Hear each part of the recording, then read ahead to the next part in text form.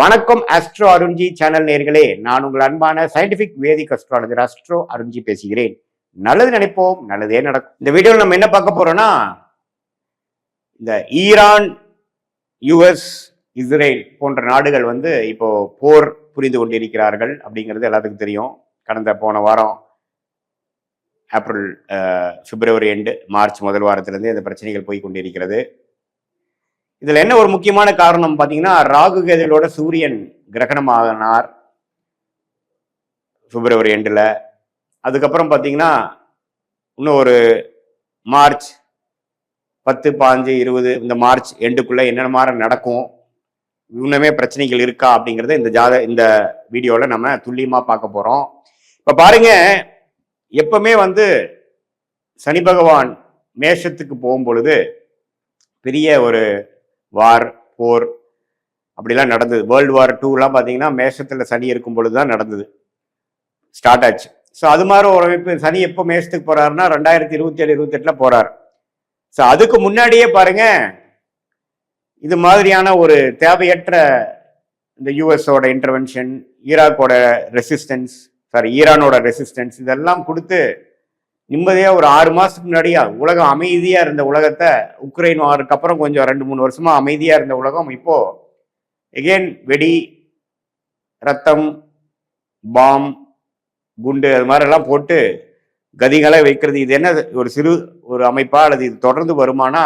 தொடர்ந்து வர்றதுக்கு வாய்ப்புகள் அதிகமாக இருக்கிறது. ஏன்னா அடுத்த சனி மேஷத்துக்கு போறாருங்கிறது நம்ம மறந்துடக்கூடாது. அதே சமயத்துல மார்ச் 15, 2026 அப்புறம் மார்ச் எண்டுக்குள்ள செவ்வாயும் ராகுவோட சேர்றார். அதே சமயத்துல சூரியனும் சனியோட சேர்றார். இதெல்லாம் ராகுவோட கும்பத்திலிருந்து, கேது சிம்மத்திலிருந்து இது மாதிரிலாம் ஆகும் பொழுது, சூரியனும் செவ்வாயும் பாதிக்கப்படும் பொழுது, ராஜகிரகமாகிய சூரியன் செவ்வாய் பாதிக்கப்படும் பொழுது உலகத்துல இது மாதிரி சில விஷயங்கள், பூகம்பங்கள், போர், மரணங்கள், வெடி சத்தம் இதெல்லாம் கேட்கக்கூடிய அமைப்பு தான் இந்த காம்பினேஷன். ஸோ இது ஒரு 10 நாள், ஒரு வாரத்தில் முடிஞ்சிருமான்னு பார்த்தா இல்லை, கொஞ்சம் வளரக்கூடிய அமைப்புகள் இருக்குங்கிற மாதிரி தான் காட்டுது. ஆனால் இதில் ஒரே ஒரு நிம்மதியான ஒரு அமைப்பு என்னன்னா, குருவின் பார்வை இருந்து எல்லை மீறி போகாமல் ஒரு பெரிய லெவல்ல ஒரு உலகப்போர், 3ஆம் உலகம் போர் அளவுக்கு போகக்கூடிய அமைப்புகள் இல்லை. ஆனா இதுல இன்னொரு கண்ட்ரி உள்ள பிரச்சனை பண்றது, 3 கண்ட்ரி ஒரு விஷயம் இப்ப 4-5 கண்ட்ரி ஆயிடுச்சுங்கிற மாதிரிலாம் வர்றதுக்கு வாய்ப்புகள் உண்டு. மார்ச் மாதம் முழுவதுமே அந்த பிரச்சனை இருக்கு. ஏன்னா சூரியன் சனியோட சேர போறார் எப்படின்னா மார்ச் எண்டுக்குள்ள. அதே மாதிரி ராகுவோட செவ்வாய் மார்ச் மிடில்லையே சேர போறார் 2026. ஸோ இந்த மார்ச் மாதம் மிகவும் முக்கியமான ஒரு இக்கட்டான மாதமாக உலகத்துக்கு இருக்க போகிறது.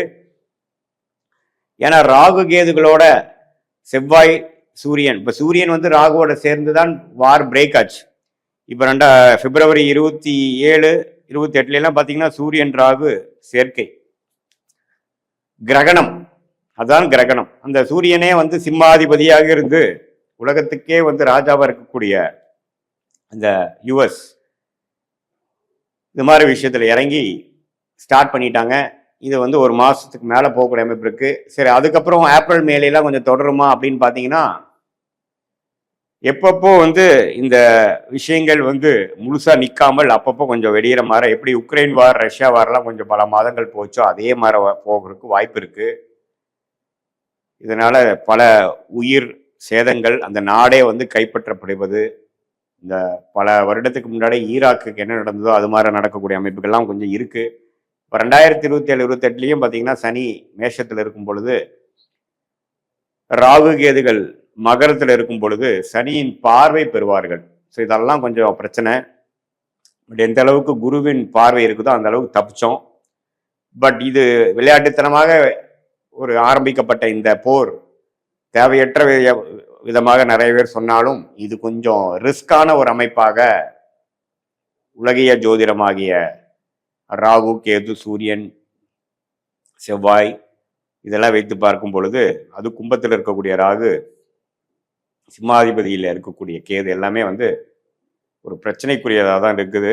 அதனால முதலீட்டாளர்களாக இருந்தாலும் சரி, எல்லாரும் கொஞ்சம் பொறுமையா இருந்து இந்த மார்ச் 15க்கு அப்புறம் எப்படி போகுதுங்கிறது பார்த்து தான் நீங்கள் முடிவெடுக்கணுமே ஒழிய இது சீக்கிரமாக முடிகிற அமைப்புகளாக இல்லை அப்படிங்கிறத நீங்கள் தெரிஞ்சுக்கணும்.